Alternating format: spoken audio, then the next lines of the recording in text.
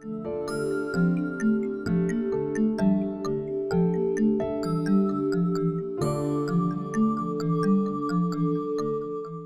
buenas tardes, bienvenidos. Bueno, la presentación va a consistir básicamente en lo que estamos trabajando desde el Ministerio de Desarrollo Urbano y desde como acción de gobierno, que es el cambio del Código Urbanístico de la Ciudad de Buenos Aires. La Ciudad de Buenos Aires tiene...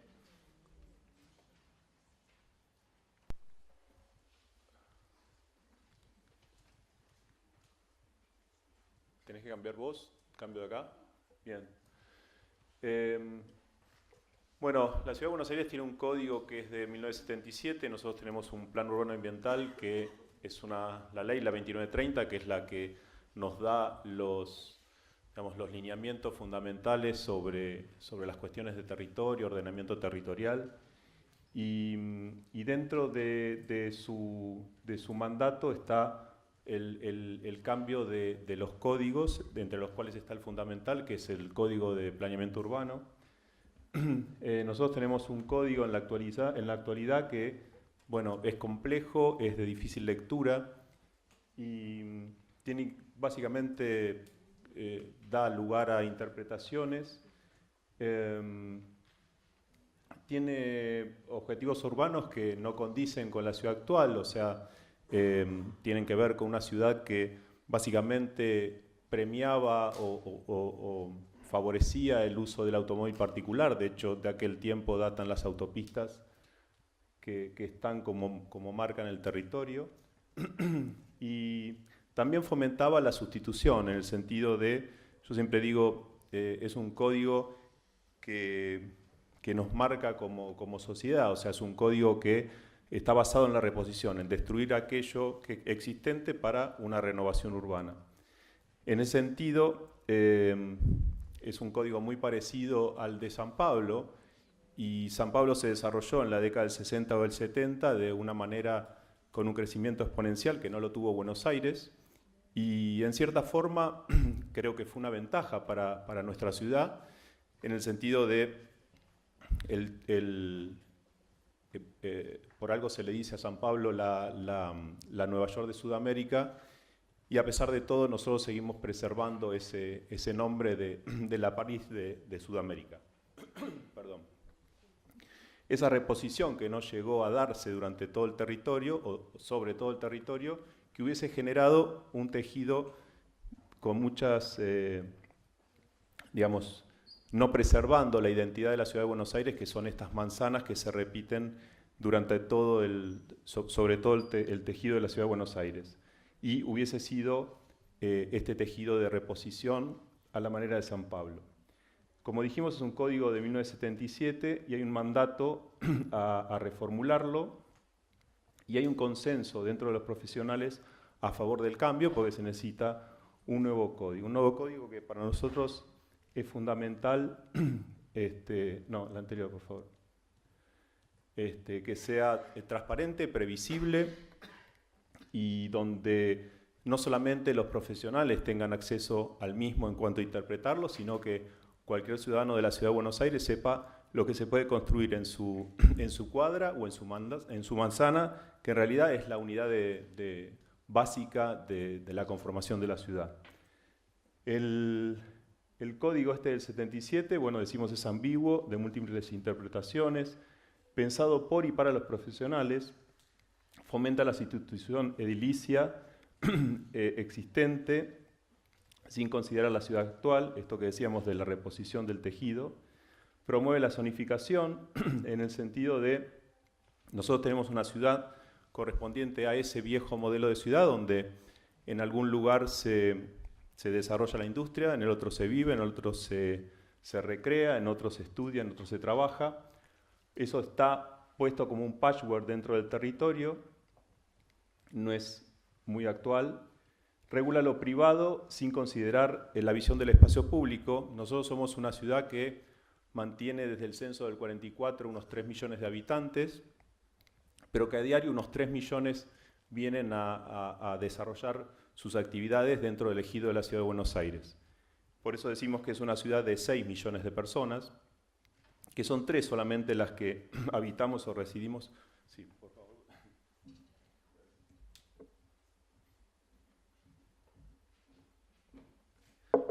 Perdón, la ciudad debe ser pensada para esos 6 millones de habitantes que la vivimos a diario. Por eso es muy importante ese lugar de visión desde el espacio público, donde el espacio público es el lugar donde nos hace a todos iguales y nos hace a vivir ese espacio público de una manera desde la igualdad.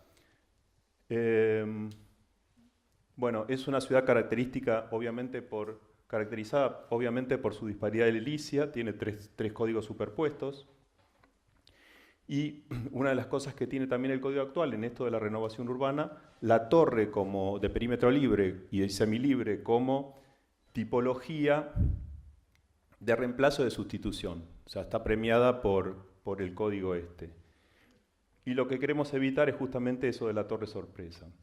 Tampoco considera la ciudad informal o las villas dentro de la ley y, al ser un código tan antiguo, no contempla ningún criterio ambiental. La próxima. Bueno, el código urbanístico obviamente es un instrumento de planificación que regula y ordena el tejido y los usos. El tejido es todo aquello que como masa edilicia contiene un uso y los usos obviamente en la distribución del territorio. Establece qué, cómo y dónde se puede construir. Bueno, esto que decíamos de regular el sector privado en el sentido de que armonice con lo público. Esa es una nueva visión del nuevo código. El otro tenía como resultante el regular al privado, pero el resultante es este de la disparidad. Bueno, y es el marco clave de decidir cómo va a crecer esta ciudad futuro. Buenos Aires tiene en sus 200 años de historia, un 60% de su territorio construido y un 40% de su territorio por construirse, o un 40% de su masa edilicia por construirse. El cómo decidamos distribuir ese 40% son los lineamientos de cómo vamos a decidir esta ciudad de futuro. La siguiente. Acá están los 5 puntos fundamentales que viene a cambiar el nuevo código. ¿Qué puedo construir? Vamos hacia una ciudad que, como dije, en un 60% de su ejido está construida. Entonces, ¿cómo intervenir sobre una ciudad construida? Es trabajar sobre la morfología, conceptos de completamiento de ciudad con parámetros morfológicos. ¿Qué uso puedo darle a lo construido? Bueno, en esto de que no exista más esta situación de los usos por zonificación, por ese patchwork que aparece en el territorio, sino el mundo va hacia la mixtura de usos. ¿Cómo preservar el patrimonio histórico? Bueno, nosotros hablamos de la posibilidad de que el patrimonio no solamente se gane su sustento, sino de algún modo trabajar el patrimonio como rehabilitación y no como restauro. O sea, no sirve restaurar algo para contemplarlo, sino que se lo hace sustentable al patrimonio si se le da diversidad de usos, si se le puede usar ese elemento y no transformado en un monumento. Y por otro lado, después vamos a ver más adelante cómo pensamos darle sustento económico. ¿Cómo ayudar a proteger el medio ambiente? Bueno, decíamos, es un punto que no estaba contemplado 40 años atrás y consideramos que hay que tener un compromiso respecto a la cuestión medioambiental, por eso hablamos de un compromiso ambiental. Y cómo integrar las villas, esa ciudad informal, cómo reurbanizarlas y cómo integrarlas uno a uno al ejido urbano. La siguiente. Bueno, en cuanto al completamiento morfológico, esto que decíamos, es una ciudad que está construida por 3 códigos superpuestos, la característica de la disparidad morfológica en alturas, en medianas expuestas, en esto de que aplicando parámetros matemáticos en una ciudad que tiene terrenos distintos, el agotamiento constructivo se da a mitad de cuadra, pero no se da, por ejemplo, a las esquinas, y lo que genera en una situación ideal de este código actual es ese escalonamiento hacia las esquinas, que obviamente son terrenos de 10 por 20 y que no agotan la capacidad constructiva. Vamos a una ciudad morfológica que tiene que ver con una ciudad de alturas máximas que están distribuidas en función a avenidas, calles y pasajes, previsible, como decíamos, cada vecino puede saber qué se puede construir en su cuadra y en su manzana, simple y clara, porque justamente se eliminan esos parámetros matemáticos de FOS y tangente que generan distintas constructividades en función a las dimensiones del terreno. Bueno, un poco los 5 rangos de altura que tienen que ver con avenidas, calles y pasajes. La siguiente. Este es un poco el modelo territorial donde obviamente las alturas tienen que ver con completar principalmente los corredores urbanos donde como Estado invertimos en infraestructuras de transporte, donde están las ramas troncales de los servicios y donde claramente los anchos de avenida dan esto de la salubridad urbana, donde a mayor ancho puede tener más altura.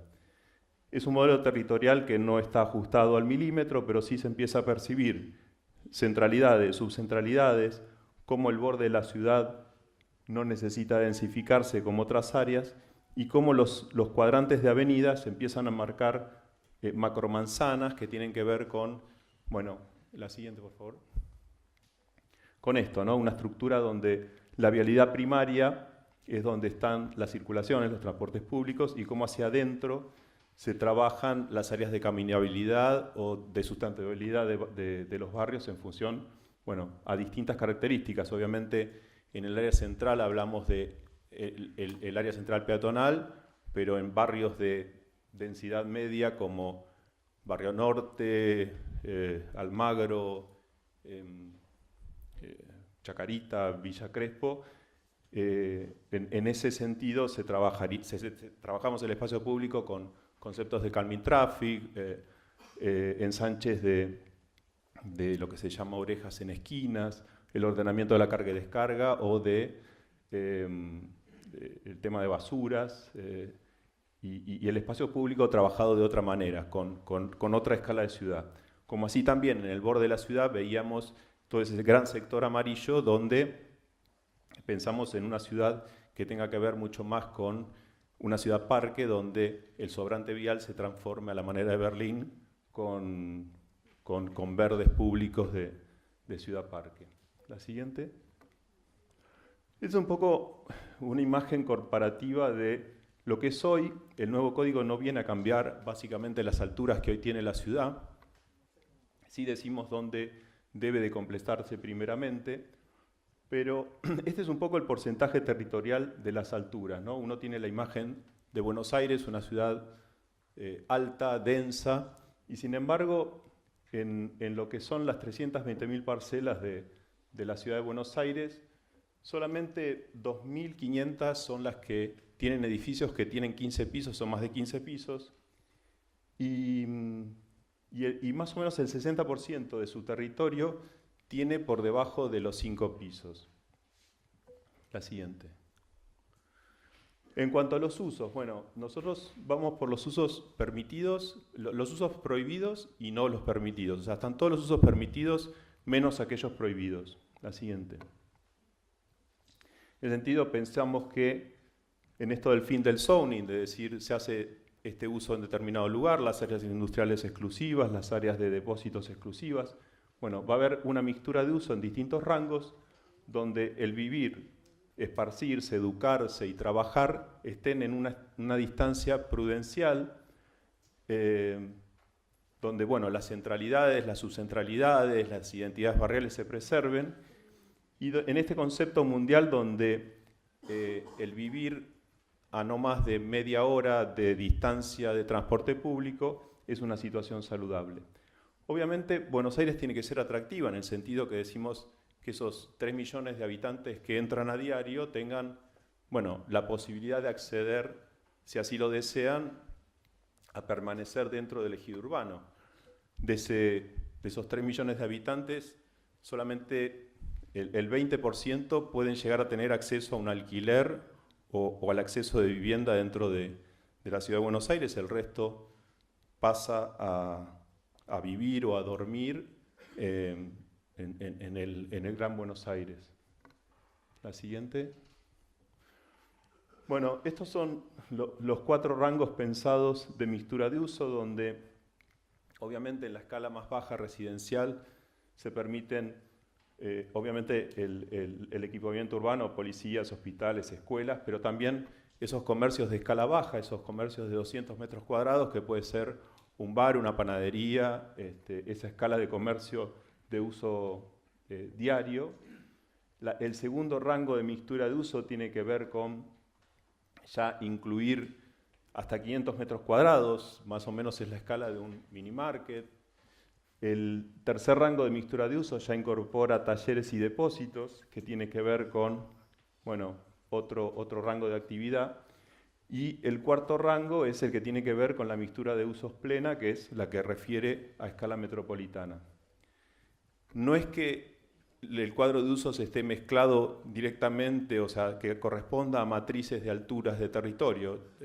El cuadro de usos tiene su propia matriz independientemente de la altura.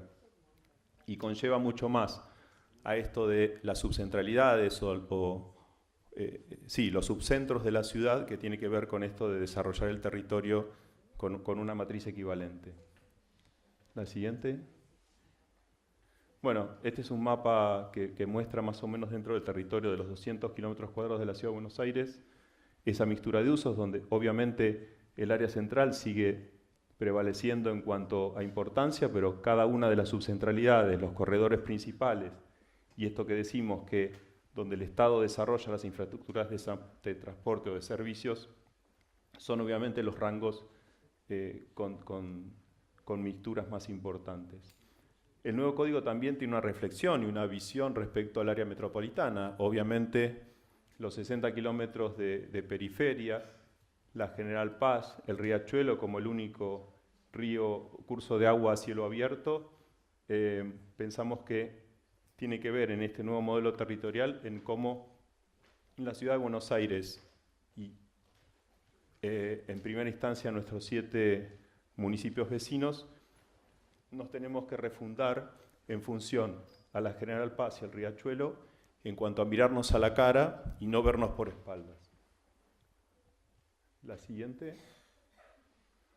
Bueno, el tercer punto es esto de cómo preservar el patrimonio. La siguiente. Decíamos recién que fundamentalmente dentro del territorio se distinguen las identidades barriales, esas subcentralidades. O sea, uno le llega, habla de La Boca y le llega una foto de La Boca, habla de Boedo y le llega una foto de Boedo. Y cada lugar identitario de la Ciudad de Buenos Aires, el nuevo código debe respetarlo. Nosotros también respetamos las más de 50 áreas de protección histórica que tenemos sobre el territorio. También estamos trabajando sobre el catálogo definitivo de lo que son los edificios de patrimonio histórico, en esos 3 rangos de categoría: integral, estructural y cautelar. Bueno, básicamente el integral es preservación absoluta, el estructural es trabajar dentro de la cáscara edilicia reciclando el edificio, y el cautelar es el que puede de algún modo crecer. Y lo que hacemos para hablar de rehabilitación y no restauro es darle sustento a la transferencia de capacidad constructiva sobrante. Porque en cierto sentido, cuando como sociedad estamos declarando patrimonial a un edificio, lo estamos limitando al propietario en venderlo para construir el resto de a la altura del resto de la ciudad o sus vecinos, simplemente dándole el beneficio del derecho a la exención del pago de ABL, que no es suficiente incentivo económico el que se da de esa manera. La siguiente. Entonces, con este concepto de la transferencia de capacidad constructiva, proponemos poner en valor ese patrimonio histórico, generar los incentivos económicos para la sostenibilidad de ese inmueble y generar nuevas oportunidades de inversión. En el sentido, ahora vamos a explicar la siguiente, cómo es el concepto. Un petit hotel, un edificio preservado dentro del ejido urbano que tiene un sobrante de capacidad constructiva. La siguiente. Se calcula esa capacidad constructiva sobrante. La siguiente. Y de ese modo, con un coeficiente, en función a si es integral, como decíamos recién, estructural o cautelar, con un coeficiente de equivalencia, obviamente no vale lo mismo, no se pueden transferir metros cuadrados de Palermo o Núñez a La Boca, el valor no es el mismo, hay un coeficiente de equivalencia que hace que llevar a determinadas áreas de la ciudad puestas dentro del modelo territorial como áreas de desarrollo, áreas a desarrollar, áreas a equilibrar el norte y el sur, áreas a trabajar en cuanto a los portales de la ciudad en nuestra periferia, esos metros cuadrados son transferibles y se calcula esa equivalencia de cuántos metros son en esos sectores de áreas de desarrollo. La siguiente. Bueno, es un poco el trámite. La siguiente. Es la articulación entre dos privados, es generar un registro de la capacidad constructiva sobrante de esas propiedades, es decir, una vinculación entre privados que nosotros como Estado lo único que hacemos es, bueno, verificar que sea real esa transacción en el sentido de, como es una escritura, que la escritura sea real, que sean $50.000 y no 5.000. ¿Por qué? Porque en el fondo todo esto es un fondo de estímulo de recuperación de esos edificios catalogados, que es el FEREC, pero es ese cálculo con ese certificado, con ese vínculo entre privados para cerrar el contrato y verificada la transacción, esos fondos van a un fondo de asignación específica, donde el que compra esos metros se los lleva al área de desarrollo, pero el propietario del inmueble recibe un 30% en el momento de la transacción y el otro 70% queda como un fondo de asignación específica. Y eso es lo que hace sustentable el patrimonio, en el sentido de si el edificio está bien, bueno, el 30% se usará para el destino que quiera el propietario, pero si el edificio está mal, se usará para restaurarlo y el 70% le da una garantía histórica de sustentabilidad. O sea, a ver la siguiente. No, bueno. Ese fondo quedaría en el Banco Ciudad y, por ejemplo, cada 10 años o cada 15 años que se tenga que pintar la fachada o hacer un recupero de los balcones o cambiar la membrana de la cubierta o una pizarra o una cúpula, con un presupuesto se va a la autoridad de aplicación, se consigue el certificado, se va al Banco Ciudad y se toma de esos fondos para generar la sustentabilidad del patrimonio. La siguiente, por favor. El cuarto concepto es incluir dentro del código la cuestión medioambiental. Decíamos que es un código de 40 años donde no se hablaba todavía de sustentabilidad ambiental o de la cuestión ambiental. La siguiente. Nosotros adherimos como ciudad al Acuerdo de París de bajar para el 2020 a 2 toneladas la emisión de dióxido de carbono y al C40 del Banco Mundial en cuanto a reducción de emisión de gases de efecto invernadero. La siguiente. Lo que pensamos es que como sociedad y obviamente como el desarrollador, el arquitecto y como vecinos de la Ciudad de Buenos Aires tenemos que tomar el compromiso mínimo de una cuota ambiental. El mundo llama, las ciudades más avanzadas del mundo ya lo tienen. San Pablo está cambiando en este momento su código urbanístico, igual que nosotros, igual que Johannesburgo también, estamos linkeados al C40. Y San Pablo lo llama cuota ambiental. Y como la cuota ambiental en el mundo está asociada a remediación de un daño, nosotros le llamamos, la idea es llamarlo compromiso ambiental. ¿En qué consiste este compromiso ambiental? Dentro del ejido de la Ciudad de Buenos Aires hay alrededor de 8 edificios de certificación LEED, donde este edificio acaba de conseguir la certificación Gold y hay uno solo que es Platinum. Nosotros decimos Bueno, no puede ser que de las 320.000 parcelas haya 8 edificios, 8 parcelas que terminen certificando un certificado de LEED que, bueno, muchas veces las empresas lo que hacen es conseguir beneficios en sus casas matrices, pero todos tenemos que tomar, como en algún momento decidimos separar la basura dentro de nuestras casas, tomar un compromiso en cuanto al medio ambiente. Y en ese sentido, desarrolladores, arquitectos, tomaríamos un compromiso al respecto. San Pablo lanzó hace muy poco tiempo un programa que es por 1 grado menos. Basta con prender el noticiero a la mañana y ver el clima y cómo se viste uno, como para ver que en Pilar o en Ezeiza hace 17 grados y en Buenos Aires nos levantamos con 21 grados. San Pablo largó esa campaña por 1 grado menos.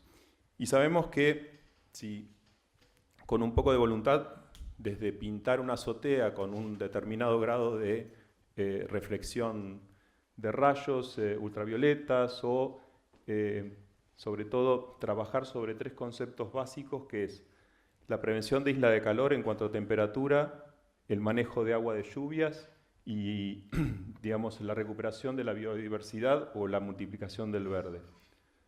La siguiente. Es un concepto muy básico, la idea es que no aumente el costo de la construcción. Podemos ser sustentables con muy poco y ponderando en función a mapas de riesgo de isla de calor, a mapas de riesgo hídrico y de riesgo de espacios verdes o necesidad de verde y multiplicar la biodiversidad. Va a haber un decálogo de posibilidades, desde terreno absorbente, fachada verde, terraza verde, la recolección de agua de lluvia en un reservorio para que el portero baldee la vereda o se use para riego, el uso de plantaciones autóctonas. Bueno, todo eso va a tener un mínimo de combinación de puntos, va a haber un requerimiento mínimo de puntos que pensamos en el rango de 30, donde pasados los 30 va a tener un beneficio fiscal. De 30 a 100 se ponderará. La siguiente.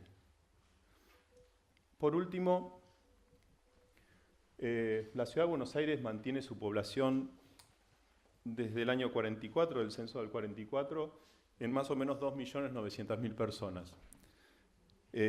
Los asentamientos informales, digamos lo que se llaman villas, se han triplicado en su población, han multiplicado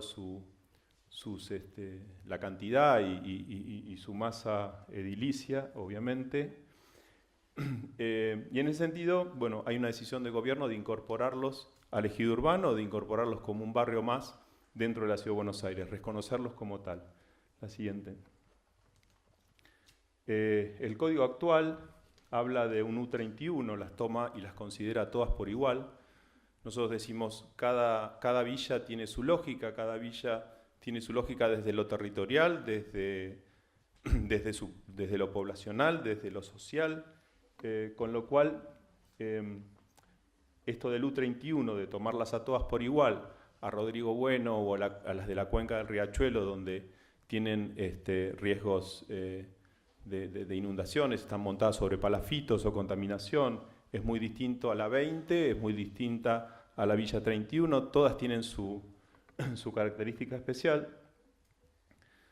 Nosotros hemos adherido como ciudad también al Hábitat 3 de Quito y hay jurisprudencias internacionales al respecto, con lo cual, la siguiente, por favor. Nosotros consideramos que hoy la Ciudad de Buenos Aires tiene leyes al respecto para varias de sus villas. La Villa 31 se acaba de aprobar la ley para la urbanización de Fraga en Chacarita, Rodrigo Bueno, y la 20 también dijimos. Cada barrio se va a incorporar con un plan de detalle participativo en territorio al ejido urbano como si fuera una urbanización especial. ¿En qué sentido? Bueno, el trabajo tiene que ver con la participación, la apertura de calles y pasillos para dotarlos de incorporarlos a la trama urbana, dotarlos de accesibilidad para que puedan acceder bomberos, ambulancias como cualquier lugar de la ciudad, recolección de residuos. Con esa apertura de la trama urbana va la dotación de servicios, provisión de agua potable y otros servicios, infraestructura. También avanzamos sobre la entrega de posición, la tenencia de esas viviendas, además de solamente la relocalización de viviendas que tienen que ver con esa apertura de trama urbana o con aquellas que se encuentren en emergencia estructural o aquellas que tengan que ser relocalizadas por una cuestión de riesgo ambiental también. Y por último, como decíamos, las leyes van a entrar con una ley específica dentro del territorio como una urbanización especial, cada una con su identidad. La siguiente. Por ley nosotros cumplimos con un proceso participativo. La ley 2930 del Plan Urbano Ambiental nos dice cómo tiene que ser ese proceso participativo. Nosotros ya pasamos durante el transcurso del año pasado, de octubre a enero, estuvimos desarrollando ese proceso participativo que ahora iniciamos en una segunda instancia, la siguiente,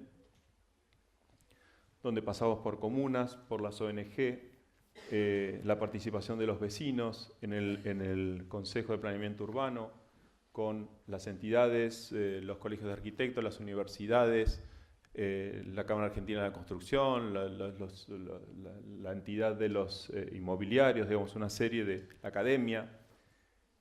Este proceso participativo que incluyó algunos de los bullets que hemos visto hace un rato, también incluyó varios puntos que están dentro de un programa de actuación que tiene que ver con, por ejemplo, la cuestión de género.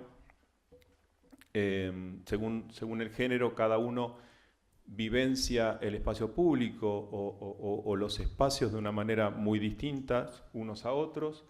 También está incluido, Buenos Aires tiene el Plan Buenos Aires Verde y de ese modo, bueno, el Código Urbanístico habla respecto a adherir en cuanto a esas modalidades de cómo multiplicamos el verde en una ciudad construida, cómo fomentar, por ejemplo, los corredores verdes, cómo hacer que todo el territorio de la Ciudad de Buenos Aires esté cubierto con esto que se llama patios barriales o el verde de proximidad, de tener una expansión urbana a no más de 350 a 400 metros de donde uno reside. Y por último también, obviamente, todo esto está contemplado con el modelo territorial, tiene que ver con una matriz muy importante que es el transporte público. En ese sentido, Buenos Aires está en pos de que el transporte público prevalezca por sobre todos los demás medios de transporte, la movilidad sustentable, la caminabilidad, la extensión de las vías de ciclovías. Y en ese sentido también esto de la centralidad, de la subcentralidad, de los corredores y las alturas está linkeado a todos estos nuevos modelos de transporte que se han puesto en esta ciudad actual sobre el territorio de la Ciudad de Buenos Aires.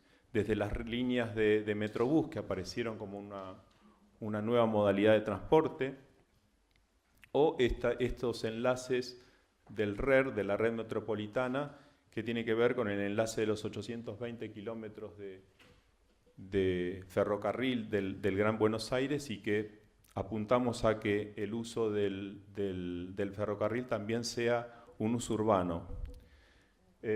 Todo eso está contemplado obviamente sobre la densidad y sobre la intermodalidad de determinados barrios que van a transformarse con cierto grado de descentralidad. Paternal, determinados lugares de la Ciudad de Buenos Aires, el completamiento de lo que es el Belgrano Sur llegando a Constitución, va a cambiar básicamente el sur de la Ciudad de Buenos Aires también. Bueno, aquí hay una más, pero deben ser fotos del proceso participativo. Por ahí la más interesante es la final, que lo que tiene es una dirección de internet donde nosotros recibimos la siguiente. ¿La siguiente? Bueno, aquí está colgado de hace unos 10 días el borrador en su versión 1.0 decimos de este código urbanístico en nuestra página web, el mail donde recibimos aportes o consultas.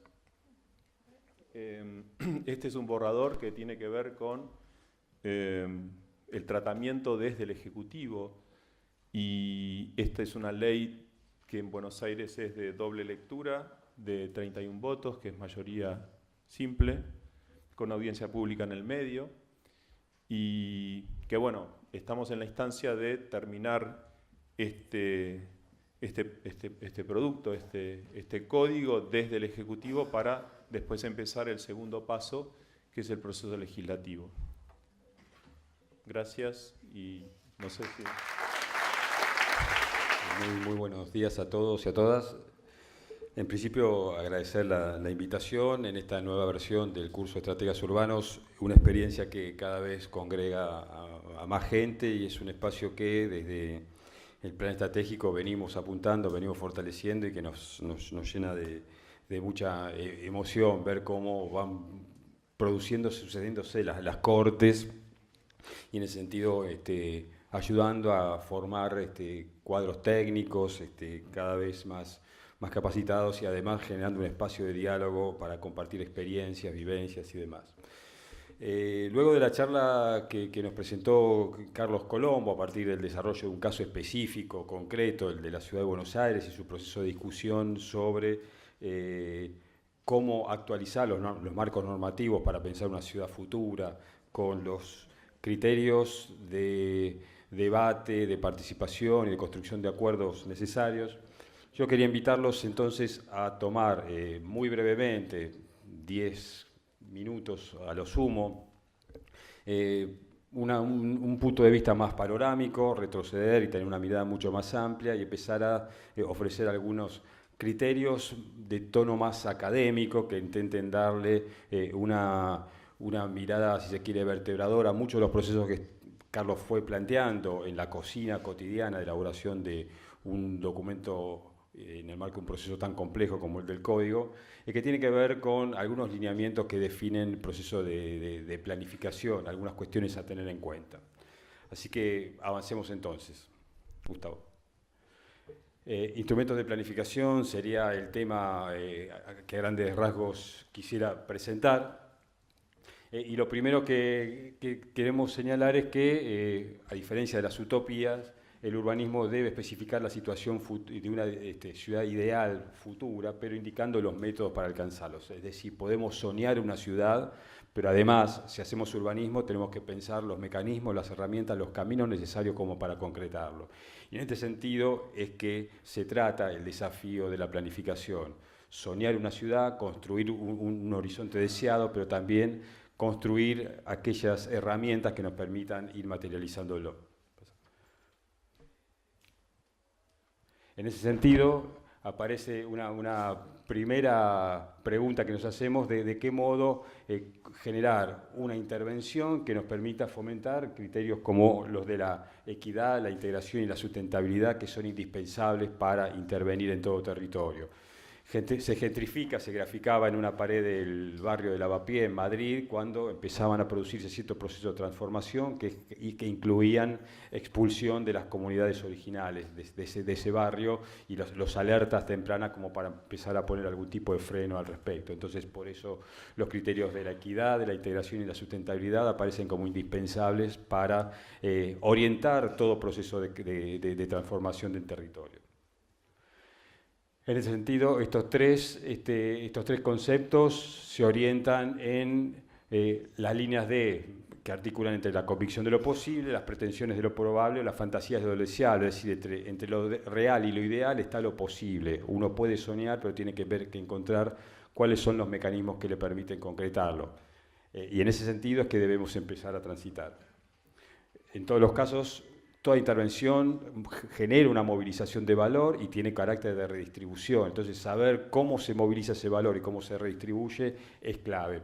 Y en ese sentido aparece una cartera de instrumentos que son los que a grandes rasgos voy a presentar, que tienen que ver con aquello que llamamos instrumentos de participación, los referidos a los instrumentos de promoción, los de regulación y los de gerenciamiento, aquellos que nos permiten generar, construir una caja de herramientas con los cuales empezar a proveernos en el momento de intervenir en un territorio. Lo de participación tiene que ver con en qué momento y de qué manera le damos lugar a los distintos actores de la comunidad involucrada, recuperando el conocimiento que atesoran sobre ese lugar y en ese sentido cómo sumarlos a esta construcción colectiva.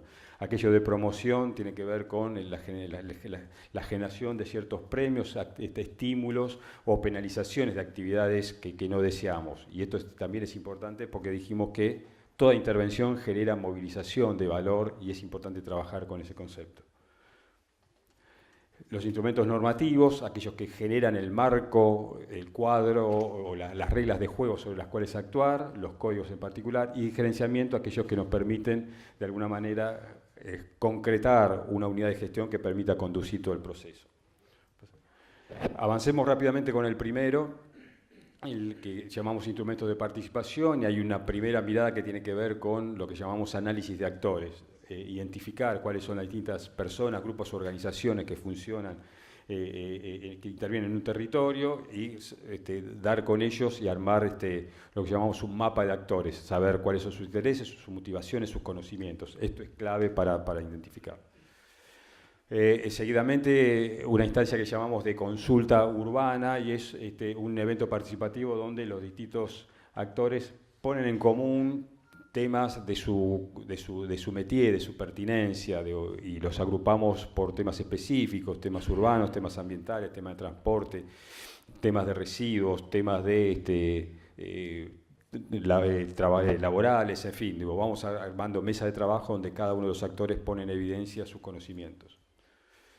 Pacto Urbano es una instancia donde nosotros generamos una especie de carta acuerdo, donde se ponen en común los lineamientos consensuados hacia el rumbo que se quiere tomar. Entonces, esto puede rubricarse en algún documento.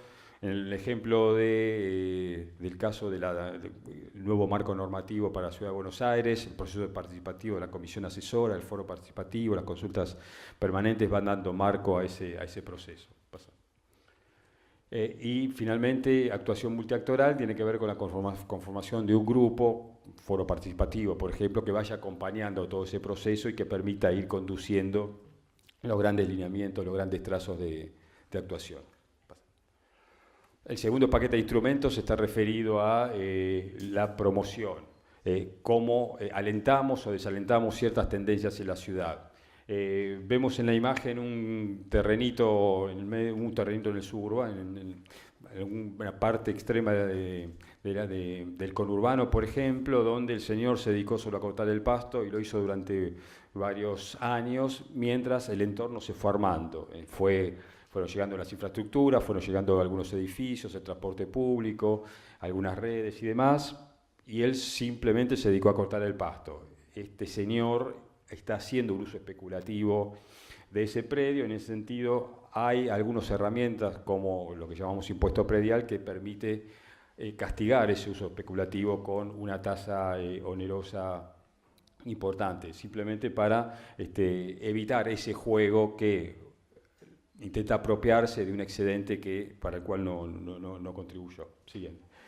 Transferencia potencial constructivo tiene que ver con el caso inverso, un edificio patrimonializado, un edificio catalogado que tiene una edificabilidad remanente que no puede utilizar porque la comunidad ha decidido que ese predio tiene un valor a atesorar, porque atesora o guarda ciertos valores en su memoria. Entonces se le ofrece la posibilidad de preservar ese predio a cambio de la transferencia de la capacidad constructiva hacia otro lugar de desarrollo. Como vimos en el caso de la Ciudad de Buenos Aires, las áreas de protección histórica transfieren hacia las áreas de desarrollo, por ejemplo. Hay un área depositaria de ese potencial constructivo. Y esto también permite jugar a distribuir cargas y beneficios. Siguiente.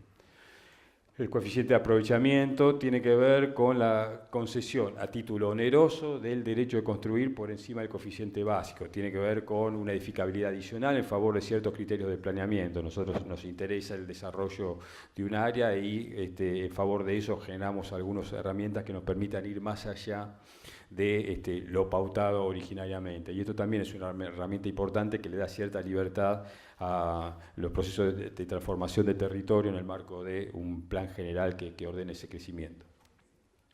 Y Banco de Tierras es otra herramienta importante que tenemos que considerar. Antes de toda intervención es importante hacerse de suelo barato, antes que se disparen procesos especulativos que por mercado se eleven. Entonces, esto nos va a dar cierto margen de maniobra como para poder actuar, para poder intervenir, generar áreas de equipamiento, dotación de escuelas, dispensarios o estaciones terminales, en fin, lo que el proyecto, lo que la propuesta demanda, y esto es importante.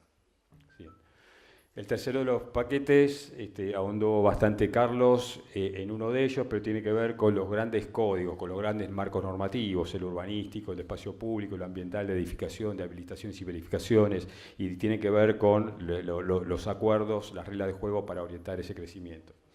Y finalmente, los instrumentos de gerenciamiento que nos permiten generar una unidad de conducción que nos permitan ir transitando todo el proceso hasta la materialización concreta de los criterios acordados. Un primer instrumento que llamamos de urbanización consorciada es una herramienta interesante para considerar. Hay algunas experiencias en nuestro medio que son significativas. Lo que intenta de alguna manera es promover la urbanización de áreas no provistas de infraestructura mediante el desarrollo de un acuerdo público-privado, es decir, se construye una especie de corporación, si se quiere, que de alguna manera orienta las acciones e invita a la iniciativa privada al desarrollo de las inversiones. Siguiente. Lo que son operaciones condicionadas es otra herramienta también interesante para tener en carpeta y tiene que ver con una formulación de acuerdos público-privado en determinadas áreas que permitan de alguna manera modificar derecho de construcción según un mutuo beneficio. Es decir, yo cedo, yo como gobierno local, cedo algún uso a cambio de, o amplío la disponibilidad de usos de ese área a cambio del desarrollo de cierta infraestructura. Es decir, te permito incorporar un uso que en la normativa no está necesariamente permitido, pero mediante esta operación condicionada, a cambio de eso te pido que me hagas un viaducto o me hagas un equipamiento social, en fin, estableces un acuerdo donde ambas partes se beneficien, el inversor, el desarrollador, el propietario y la comunidad.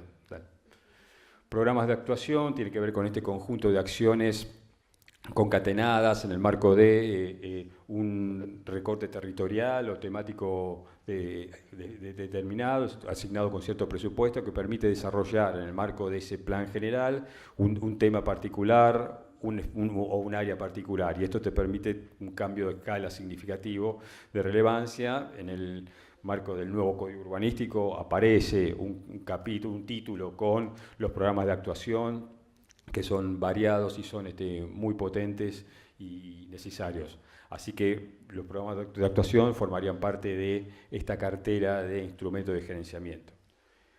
Y lo que llamamos monitoreo y seguimiento, cerrando esta instancia de presentación de instrumentos, tiene que ver con la necesidad de definir un escenario de crecimiento, establecer cuáles son los puntos claves que tengo que ir atravesando, cuál es el momento al que debo llegar con cada una de las acciones y empezar a atender qué debo hacer frente a ciertos retrasos, demoras o desviaciones. Esto nos permite tener cierto control de las dinámicas de transformación sobre el territorio, nos permite tener cierto control sobre la línea de trabajo trazada y saber qué hacer frente a situaciones distorsivas, que estos se producen porque hay una multiplicidad de circunstancias que entran en juego y son indispensables tener en cuenta una cartera de soluciones al respecto.